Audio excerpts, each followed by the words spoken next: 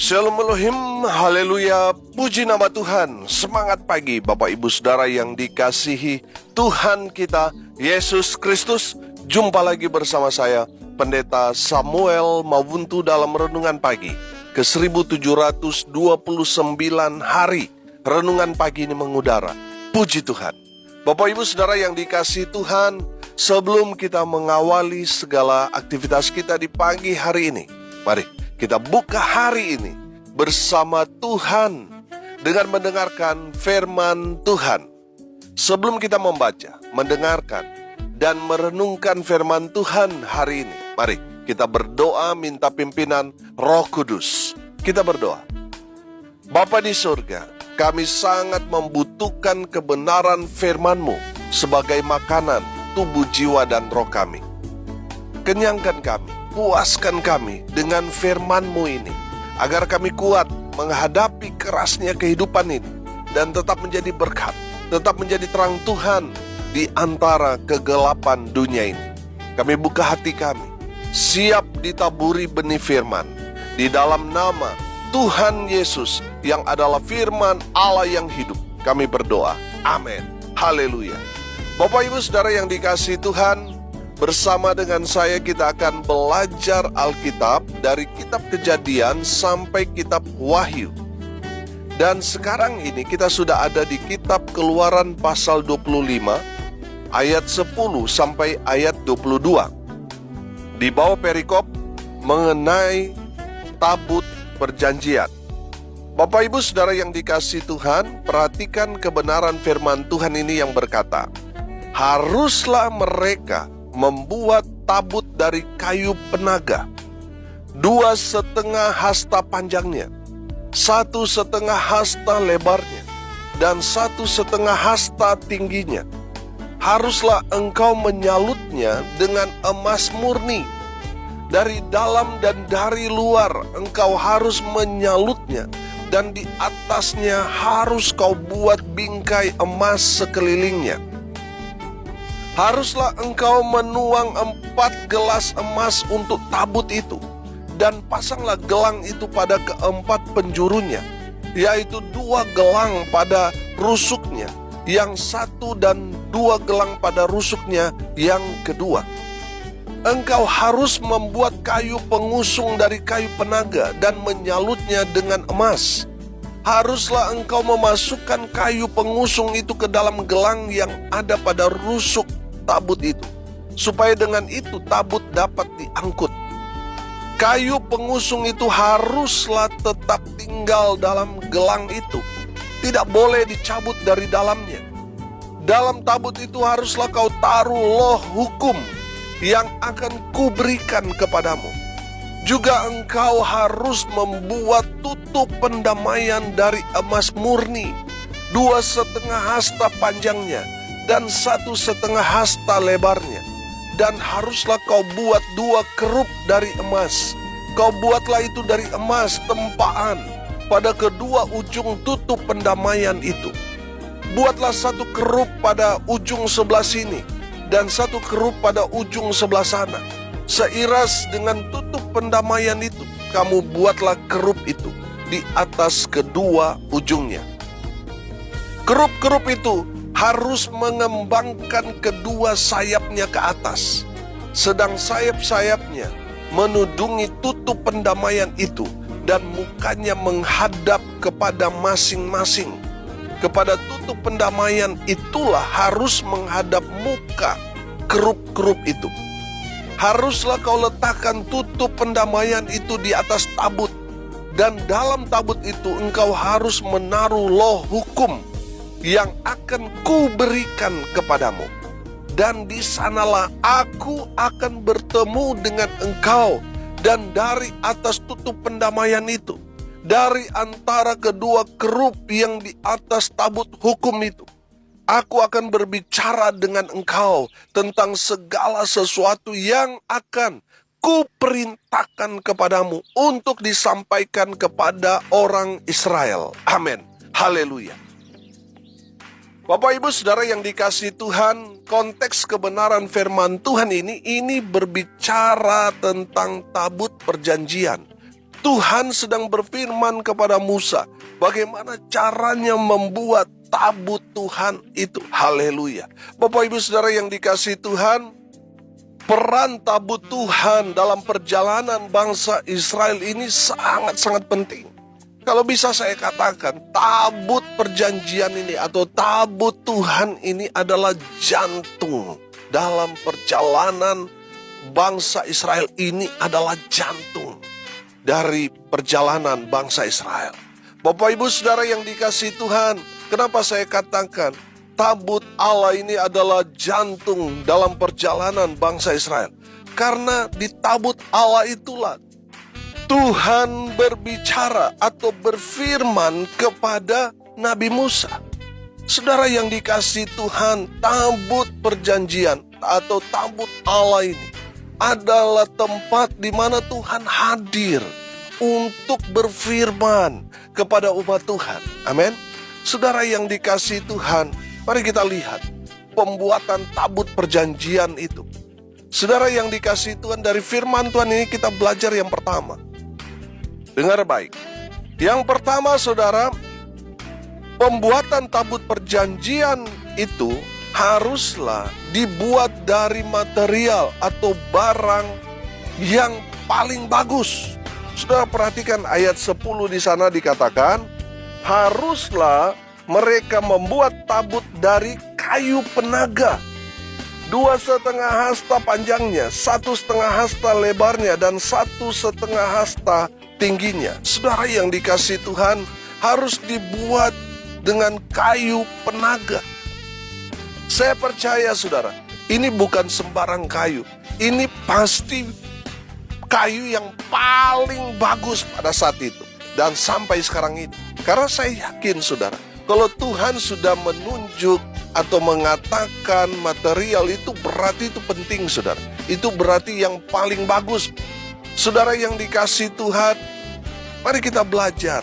Kalau untuk pekerjaan Tuhan, jangan yang ecek-ecek saudara. Harus yang paling bagus. Amin. Saudara yang dikasihi Tuhan, jangan juga sisa-sisa. Jangan juga yang sudah tidak baik terus kita berikan untuk pekerjaan Tuhan. Jangan. Untuk rumah Tuhan, untuk pekerjaan Tuhan, harus yang paling bagus. Amin. Haleluya. Yang kedua saudara, perhatikan. Haruslah kualitas yang paling terbaik. Kalau tadi kayu-kayu yang harus paling bagus, yang paling kuat. Yang kedua saudara, harus kualitas yang paling terbaik. Coba saudara perhatikan ayat 11 dan ayat 12. Haruslah engkau menyalutnya dengan apa? Dengan emas murni. Saudara yang dikasihi Tuhan, emas itu kan bicara sesuatu yang mulia, sesuatu yang paling terbaik. Saudara yang dikasihi Tuhan, dengar ini baik-baik. Kalau untuk pekerjaan Tuhan, kita harus kerjakan semaksimal mungkin. Harus yang paling terbaik. Saudara, contoh korban persembahan yang paling terbaik itu yang dipersembahkan oleh Habel. Kain dan Habel memberikan korban persembahan yang bisa saya katakan ya sama. Saudara yang dikasihi Tuhan, Kain mempersembahkan, tetapi Tuhan menolak korban persembahan Kain. Habel memberikan korban persembahan. Korban persembahannya diterima Tuhan. Apa yang membedakan? Saudara yang dikasihi Tuhan, rupanya Kain hanya memberikan yang sisa. Dia sudah menikmati hasil panen, lalu yang tersisa itu yang dia persembahkan. Berbeda dengan Habel. Habel memberikan yang paling terbaik buat Tuhan. Dia memprioritaskan Tuhan. Dia mengutamakan Tuhan. Dia menomorsatukan Tuhan. Dia mencari korban yang paling terbaik. Sehingga korban persembahan Habel diterima oleh Tuhan. Haleluya. Bapak Ibu Saudara yang dikasihi Tuhan, kalau untuk Tuhan, jangan yang sudah ecek-ecek. Harus yang paling terbaik. Coba saya perhatikan. pembuatan tabut perjanjian ini, itu haruslah kualitas yang excellent, harus yang paling terbaik. Emas, perak, tembaga, dan lain sebagainya. Saudara yang dikasihi Tuhan, kalau untuk Tuhan harus yang paling terbaik. Amin. Haleluya. Yang ketiga, saudara, perhatikan pembuatan tabut perjanjian itu haruslah dikerjakan detail dengan sempurna. Haleluya. Jangan asal-asalan, saudara. Kalau kita melihat dari ayat 13 sampai ayat 21 di sana, Tuhan berfirman kepada Musa, bagaimana cara membuat tabut perjanjian, haruslah ini, haruslah itu, haruslah begini, haruslah begitu, dan seterusnya. Coba saudara perhatikan. Artinya apa, saudara? Tuhan betul-betul memperhatikan tabut perjanjian itu dengan detail, supaya apa? Sempurna.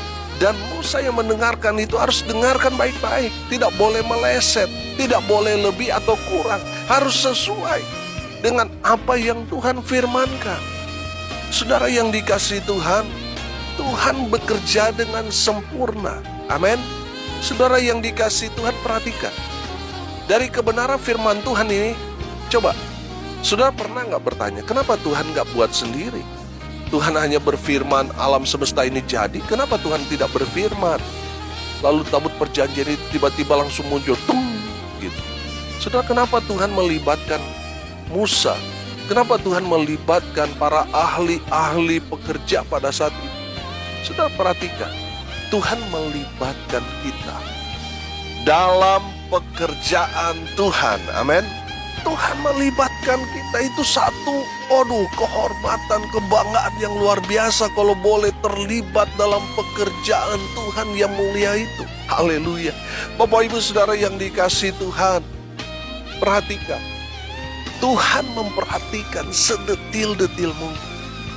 Nah, kalau kita di dalam pekerjaan Tuhan, ya, kalau kita dikoreksi, ya kita harus menerima. Karena Tuhan memperhatikan sedetil-detilnya, saudara. Amin. Bapak Ibu Saudara yang dikasihi Tuhan, kalau kita bekerja, jangan hanya ada di tempat orang-orang yang bagus-bagus. Kita juga harus dikoreksi. Karena Tuhan mau kita itu sempurna. Amin. Saudara yang dikasihi Tuhan, mari, kalau untuk bekerja di ladang Tuhan, harus kerjakan dengan sempurna. Karena Tuhan memperhatikan semuanya, saudara. Amin. Lakukan, berikan yang paling terbaik untuk Tuhan. Haleluya. Saudara, ada banyak orang melayani Tuhan. Betul, secara manusia mereka melayani, setelah pelayanan itu selesai, betul berjalan dengan baik. Tapi sayang, Tuhan melihat hati mereka. Ada yang melayani karena jengkel, ada yang melayani masih sakit hati, ada melayani karena terpaksa, dan lain sebagainya. Saudara, Tuhan melihat itu. Kalau kita terlibat dalam pekerjaan Tuhan, jangan melihat, yang penting sudah selesai pelayanan ini. Tidak, saudara. Tuhan melihat sedetil-detil mungkin. Suaramu mungkin bagus. Di saat saudara menyembah, banyak orang dilawan kuasa Tuhan. Tapi kalau di dalam hatimu masih belum beres, saudara. Saudara, lihat. Dalam firman Tuhan ini, Tuhan memperhatikan sedetil-detil mungkin. Saudara yang dikasihi Tuhan, mari kita cek and recheck, introspeksi diri kita. Karena Tuhan memperhatikan sedetil mungkin, sekecil apapun itu. Tuhan mau Musa mengerjakan tepat seperti apa yang Tuhan firmankan. Tidak boleh kurang, tidak boleh lebih. Ukurannya harus pas. Amin. Karena Tuhan memperhatikan sedetil, sekecil apapun itu. Coba seandainya mereka mengerjakan meleset, pasti Tuhan tidak berkenan dengan tabut perjanjian itu. Tuhan berkenan dengan tabut perjanjian itu karena mereka mengerjakan dengan ketaatan. Mereka mengerjakan sesuai dengan order. Amin. Saudara yang dikasihi Tuhan, ada banyak orang kan order barang saudara, wah dilihat di media sosial bagus, tapi sampai di tangan saudara kok lain ya.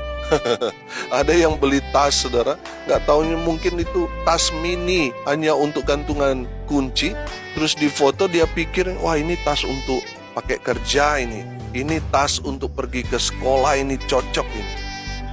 Dia pesan saudara, harganya mahal, dalam pikirannya dia, wah ini tas normal, seperti anak sekolah atau pakai untuk bekerja dan sebagainya. Tapi setelah sampai ternyata hanya tas mini untuk gantungan kunci.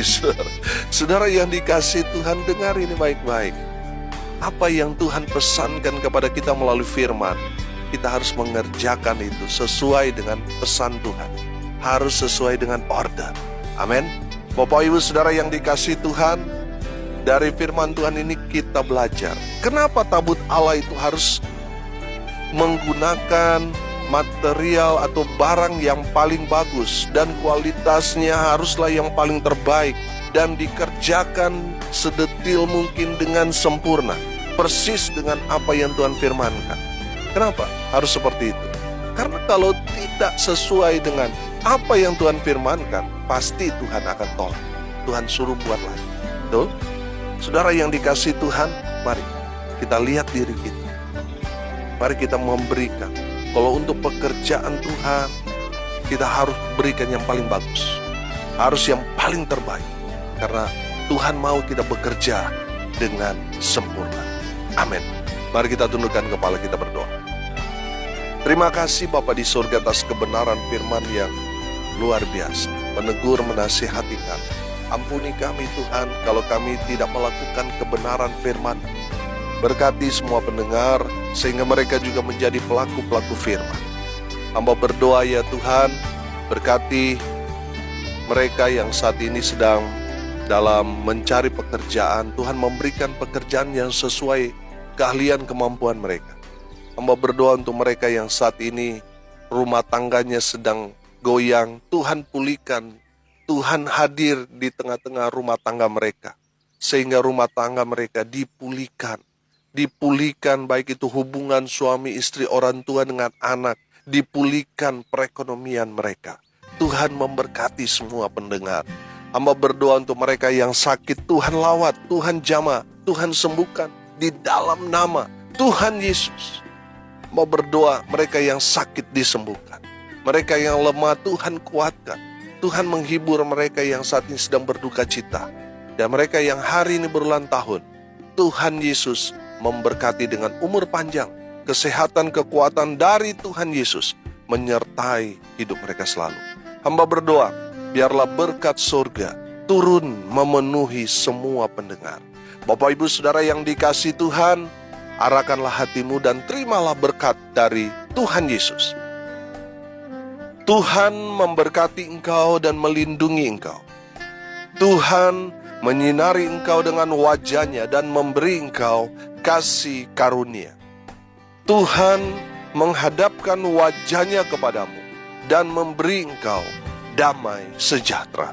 Di dalam nama Tuhan Yesus, sumber segala berkat. Bapak Ibu Saudara yang percaya diberkati Tuhan, katakan amin. Puji Tuhan. Bapak Ibu Saudara yang dikasihi Tuhan, kalau saudara merasa diberkati melalui renungan pagi, bagikan juga kepada saudara-saudara yang lain, agar mereka juga diberkati. Karena untuk itulah kita dipanggil untuk jadi berkat. Kalau saudara mau konseling, mau sharing, mau didoakan, saudara bisa japri WA saya di 081 337 491 360. Saya bersama hamba Tuhan akan berdoa buat saudara, karena kami percaya bagi Tuhan tidak ada yang mustahil. Amin.